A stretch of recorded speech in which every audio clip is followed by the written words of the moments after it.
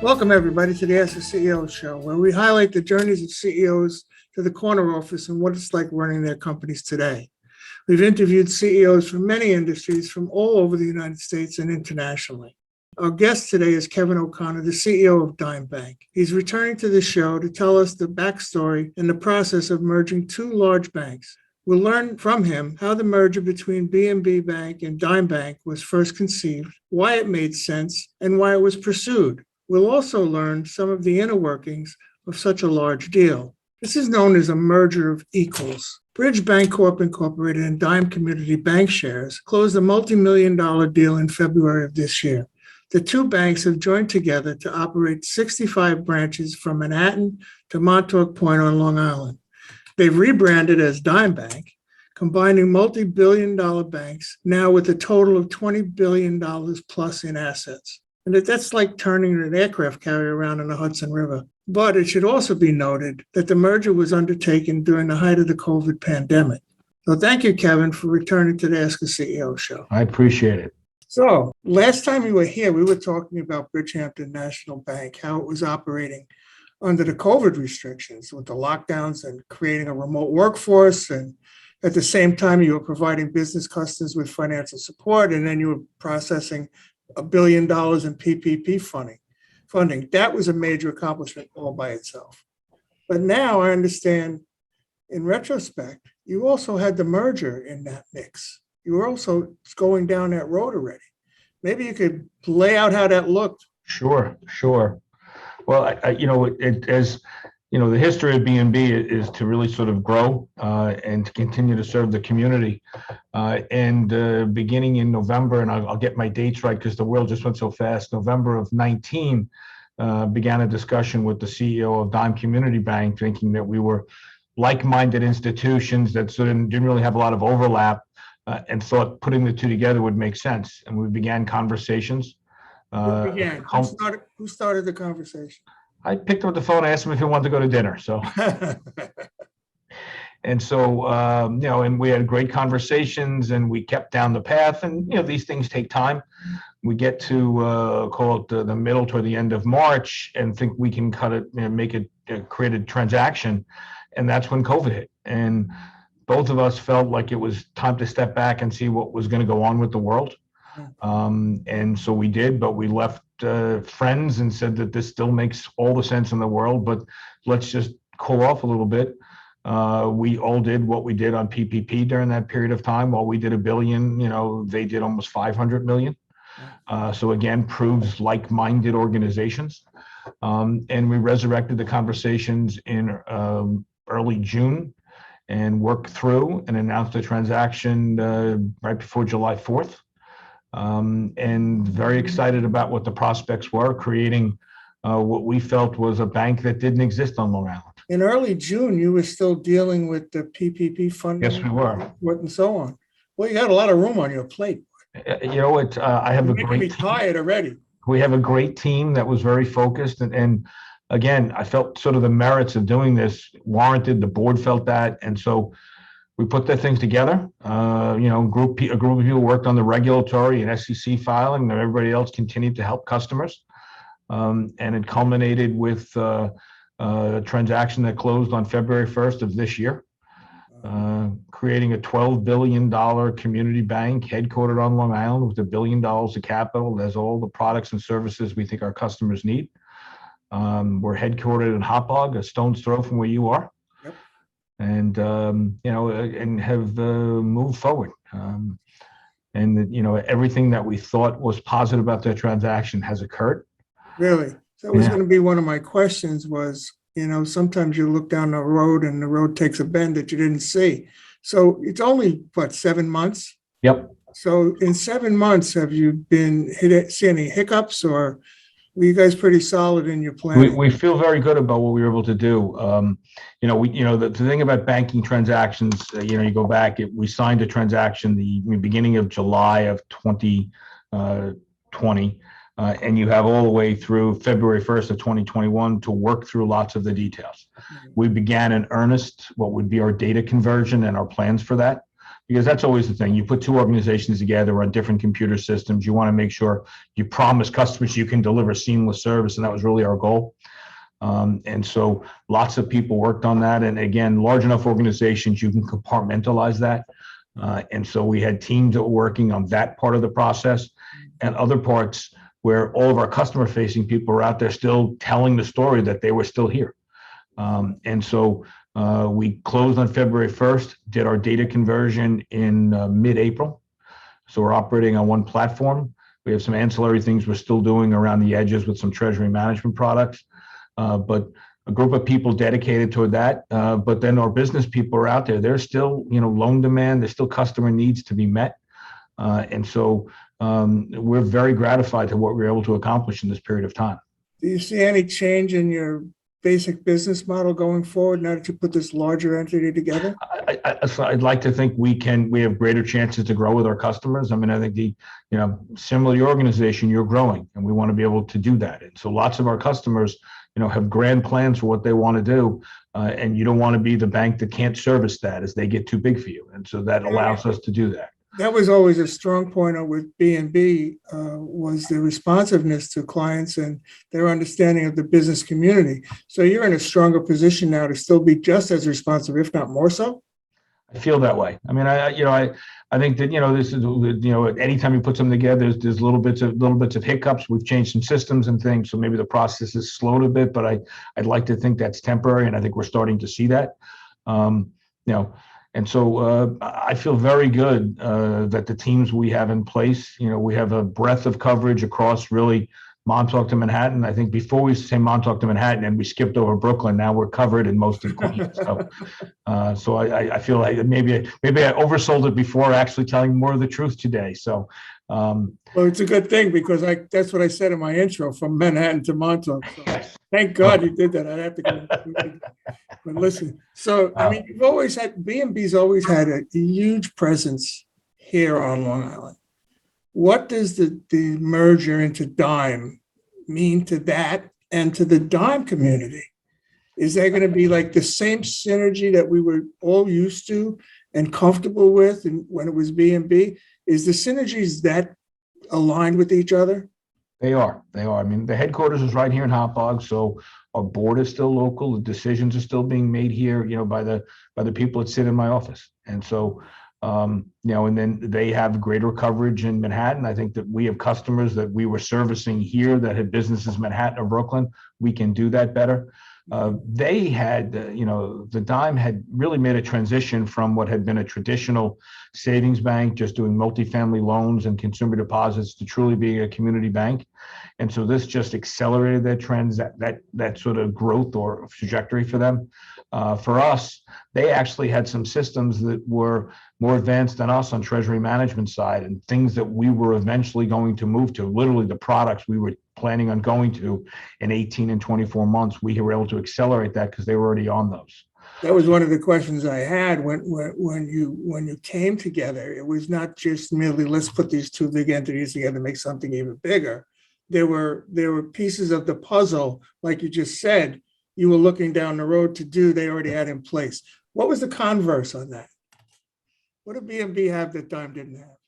Well, I think that we had probably a more focused approach to branch banking. Our branch managers are truly business people. They're out there, sort of, they can do the kind of loans that a lot of banks don't have. Their lenders can be able to do, and so they had their sort of approach to community banking was a little bit more using private bankers, not using the branch network, although they have incredible branch managers. So I think it was just a matter of sort of kickstarting that. Mm-hmm. And so I spent a good bit of time in their branches, met many of their branch managers, and are excited about the prospects. I mean, we started early in this conversation talking about COVID, and there's still this fear about seeing people, but I have been getting out more, getting to see some customers. Spent a lot of time in the branches, and real excited about the prospects of the communities. I think sometimes we on Long Island are a little bit jaded to think that the boroughs don't have their own distinct communities, but I think you and I both grew up in the boroughs, and they are. And these branches are in the fabrics of those communities, just like ours are. And so The Queens Chamber of Commerce, the Brooklyn Chamber of Commerce. I've attended, meetings there and virtual, if you will, but we were at the Queens Botanical Gardens for an event, and you met so many people that are small to medium-sized businesses that are our customers that are looking for that ability to talk to people who can make decisions. So you're entering into a whole nother diverse communities when you talk about Brooklyn, Queens, and Manhattan, as opposed to Long Island. I mean, we're diverse on Long Island, but not anything to the extent that Queens is. Like Tom Gretsch, I talk to him all the time. he is a great guy. I've had I a couple. know him for years. Yeah, what a good guy. But I had him on the show. He's all right. So we've traveled in some of the same circles, and that it's a different world when you go to Queens, you go to a Queens Chamber meeting. It's like the UN, right? But our branches reflect the diversity of the population too. That's what's important. I mean, I haven't done some of my colleagues count the number of languages their employees speak. I probably have not done that yet. Maybe I need to do that, but I'm sure it's a good bit of them. And so they are in their communities, and so you're automatically diverse. Automatically, it just happened that way, and there you are. So you're covered, and I'll back you up on that. Thank you. No, I mean, seriously, I find it very interesting because I've met Sikhs, I've met Muslims, I've met Orthodox Jews, I've met the whole gamut, you name it, it's part of those communities.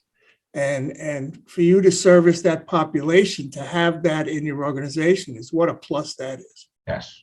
Yeah. And it's and you watch the enthusiasm of our employees. I mean, I think I shared with you in the PPP process how they were energized by their ability to help out. I think as we have gone through this merger process, and it really was a merger process, putting together two equal size organizations and trying to pick the best of both. I think they're gratified by the fact that they've been engaged in the conversation. We've introduced a little bit more of our communication. So I think I shared with you during the pandemic, we were having weekly town hall meetings with all of our employees. I probably have less to say now, so I do it bi-weekly, but we're still doing that. And so it went from having, 300 people on to 500 people, 500 little nodes getting on, and trying to boil down what we inundate people with emails and texts and not even memos anymore. I won't say that, I'll date myself, but to be able to have sort of that, I'll call it at least a one-on-one conversation, to be able to encourage people as we have gone through this process. So primarily, are you still using the Zoom platform or video platform? Yes, for our, company-wide events. We have not yet figured out a way to get everybody together. I think we were getting close. We had historically done an employee appreciation event at B&B where every employee got to come, and then we had done a holiday party that was you and a guest. Yeah. And so all of that obviously got canceled last year, and we were hoping to do it again this year. It'll be interesting to see what we can actually do before the end of the year. I really like to do that. It's one of the things that our employees have asked. They used to appreciate that employee appreciation effort. Well, and we will do something to, again. You as a CEO have never been a wallflower. You've been out amongst the people since as long as I know you. And it's really frustrating because I know with this COVID thing, that ability to be with your people, to be with your friends, I count you my friend, to be with you is very frustrating. It's like unnatural. It's unhuman. People are supposed to be with people. Yes. So let's hope that this new phase passes and passes quickly so that we can get back on that more normal way. I was looking forward to being out doing lunches and breakfast and go to networking meetings. And it kind of like, okay, some people are doing it and some people are not. So you must have had some plans that you put on hold or no? We've had to, we a couple times a year, we do an officer meeting where we try to get everybody in place, and we've had to, temporarily postpone that. And I hope to get that back again. Obviously, everybody's health and safety is paramount importance. So we want to do it in a way that everybody's comfortable. And you and I are both optimistic that this passes and we get back to, whatever the new normal looks like, but create an opportunity for everybody to get together where you can put sort of faces with names. I was at an event yesterday and I met one of the lenders who I had not yet seen. And I kidded around. He says, "You didn't recognize me." I said, "Because you weren't in a box this big." You weren't in the Hollywood Squares. So, Okay, it's time for us to take a short break, pay some bills, let the sponsors have their say. So we'll be back in a few minutes. Creating a comprehensive, effective marketing plan can be complex and difficult, but it doesn't have to be. At Lorraine Gregory Communications, we make it easy. Experience matters. Hi folks, Tom here from Fame. Well, not actually Tom, but a well-paid voice actor, to tell you about our podcast business. We have created a one-stop, holistic process to grow your podcast and help you generate revenue. If your podcast is new or been around for a while and not producing the results you hope for, Fame can help. We take care of everything from strategy, design, researching and recruiting guests, to booking dates, production assistance, post-production editing, and ultimately marketing that brings your podcast to life across multiple streaming platforms. Contact me, Tom Hunt, at fame.so to find out how we can take your podcast to the world. And we're back with Kevin O'Connor, the CEO of Dime Bank. So listen, both of the banks were public companies. yes. But that's got to throw a whole nother dimension on doing a merger, because you have to get the shareholders to agree and you have to get the regulators to agree. Maybe you could give us a little bit about what that looks like from the inside. So they sort of run down parallel paths, and that began in earnest last July. Where you file a lot of documents with the regulators, both the Federal Reserve Board and for us, the New York State Banking Department. So we went through that exercise, and they have questions. It's an iterative process. As a public company, yes, we both had to get shareholder votes. So we filed all the appropriate documents with the SEC and had shareholder meetings where they were, approved, the strong majorities. And so now we trade as the new Dime, if you will, and the market cap in excess of $1.2 billion. We have had our second quarter as a public company with we show a press release the end of July. And we're very proud to basically say we've hit our goals on efficiency ratio. We're ahead of our target on DDA growth. Loan growth was strong, deposit growth was strong. It really did feel, and so we've had the opportunity, and one of the things that as a public company you get to do is you get to talk to investors and analysts. And so we've had a number of meetings where we've gotten to, sort of tell the story of how we got from, where we were last July to where we are now, a year and a month later. So out of the blocks, you're very positive, yeah? I am, and again, it's a testament to these were two strong companies going into it. They sort of knew what their missions were. They were focused, and we worked together. And I've given the joke a little bit too, even trying to put together data conversions. One of the things that you're trying to pick the best of both systems, and you also have people that are coming from two different organizations, and there's pride of ownership. And so one of the things we didn't want to have is sort of a conflict between these two groups that were going to have to work together. So we hired a consultant to sort of work in the middle, and they became the common enemy, which I think was the right approach. That's hilarious. I love it. Because you don't ever want it to be an us and them situation. No, and it really, I don't think it has. I mean, there'll be isolated incidents, but I think it really has been, early on, and you're somebody involved in marketing and communications, we created a new logo. Right. I mean, while the name is the Dime, it was a new logo, a new company.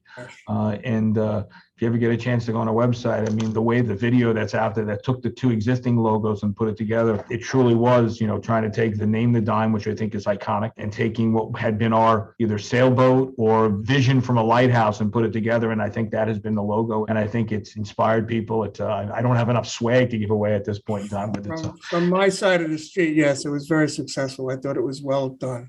There are some logos that I see that are rebranding logos, and I go, what were you thinking?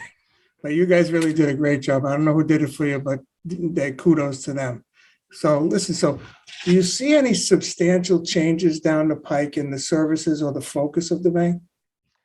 I really don't. I mean, I think it's we're always going to fight to make sure that we stay close to our customers, that everybody stays, and I said early on, it was making sure that the focus was on the customer and not so much about the internal issues that we had to deal with. And I think we've done a good job there.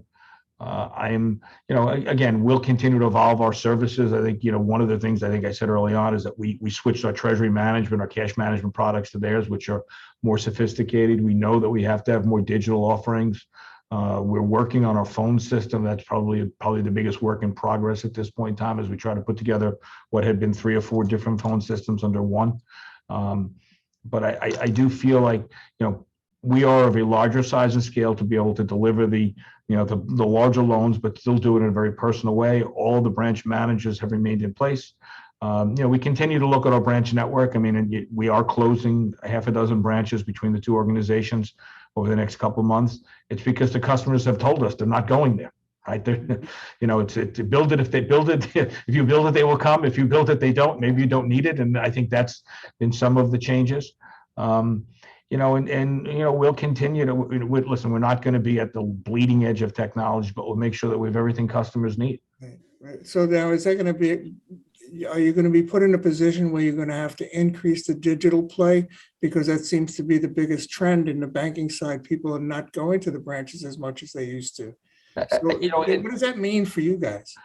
Well, I think it's to make sure that, first off, to make sure when people come to the branches, you have the right level of training and talent in the branches. People aren't coming there to make deposits and withdrawals anymore. They're coming with specific issues, so all of the people in branches need to make sure they're trained to understand and be able to help customers with a little bit more complex transactions. I think it's, if you think about, I'll just say, the reason we were so successful at PPP was we had DocuSign, right? So people could basically execute documents without going anywhere. That is a pretty remarkable thing to accomplish and to put in place. People are closing loans, millions of dollars are changing hands with this DocuSign technology that we've all accepted. I recall it. We did it here. Right? We have the ability now to print, used to be able to go to banks to get official checks. We have the ability on a limited basis to provide that to certain customers, law firms and things like that do lots of those.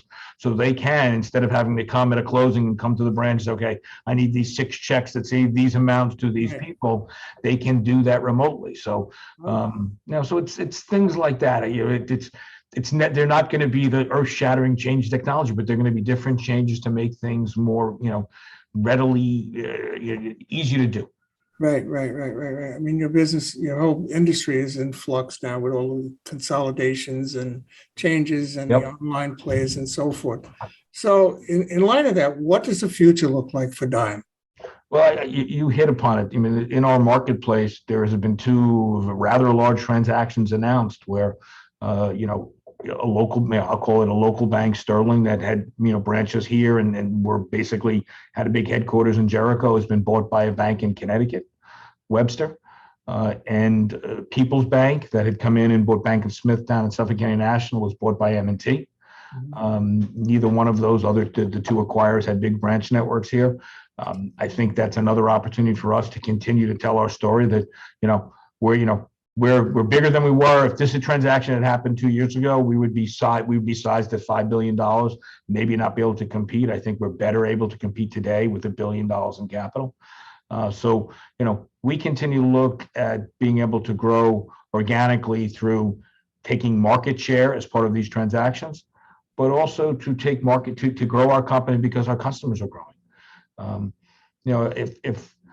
If there's some of the other things you could take away from sort of the pandemic is that there's lots of companies, especially in the park and where you and I spend a lot of our time, that have grown through this. They've identified new niches. I mean, that the entrepreneur and their spirit and their ability to reinvent themselves is amazing to me, and that has happened. And so you want to participate. Yes, there are some sad stories of businesses that are no longer here, but there are stories of companies that have sort of morphed and changed their business and evolved, and will come out of this stronger. It's interesting because I think lots of companies took serious hits going into the pandemic just because the economy didn't know which way was up. Once the dust started to settle a little bit, and like you said, restaurants, takeout, right? Whoever thought they were going to do that? Tents in the parking lot. Whoever thought they were going to be able to do that? Entrepreneurs will always find a way to work what's going on. What happens outside the building, you have to respond to. What happens, as long as inside is secure, you got to fight for it. I mean, we've gone through the 2008, 2009 financial debacle. We're still here. You're still here. That means we've got something internally that says, you know what? We're American entrepreneurs and we're just going to keep trucking.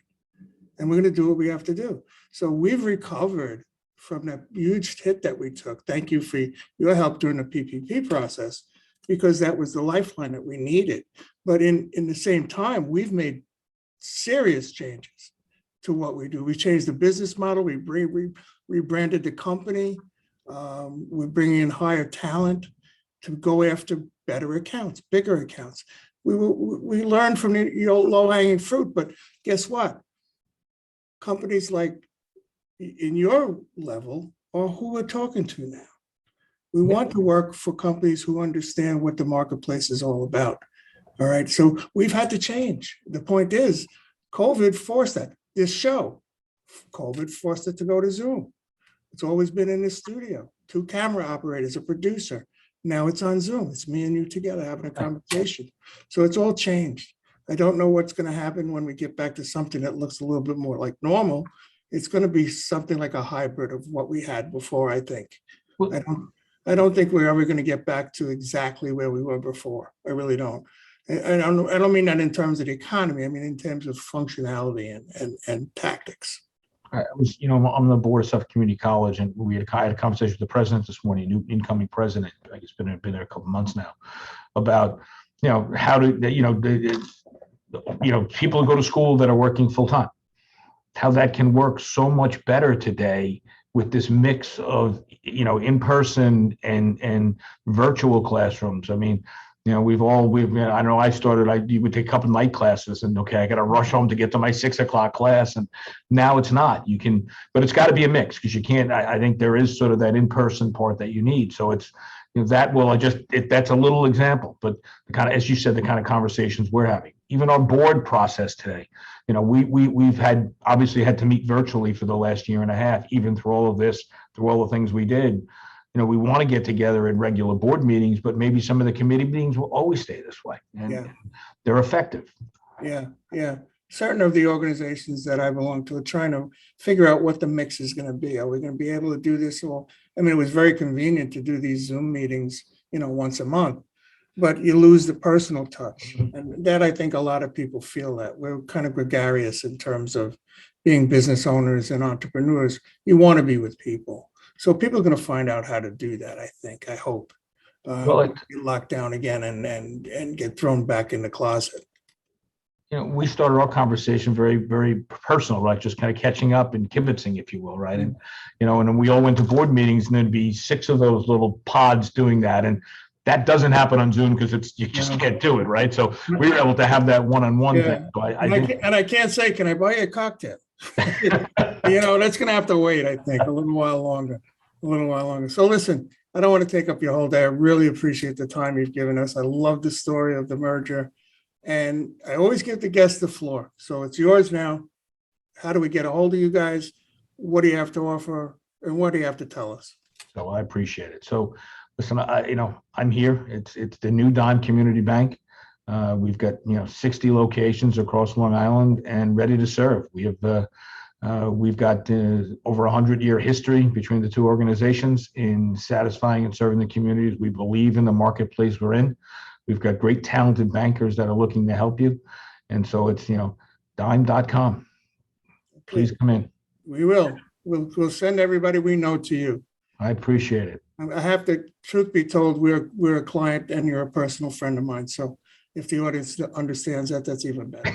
I wouldn't bring you anybody who I didn't love and respect. So there you go. So that's a wrap, folks. Don't miss another episode of Ask a CEO. The video versions are available on YouTube and at gregscorneroffice.com. The audio podcast is available on all major streaming platforms. And if you enjoyed the show, please like, share, and subscribe. So we'll see you next time. Thank you very much.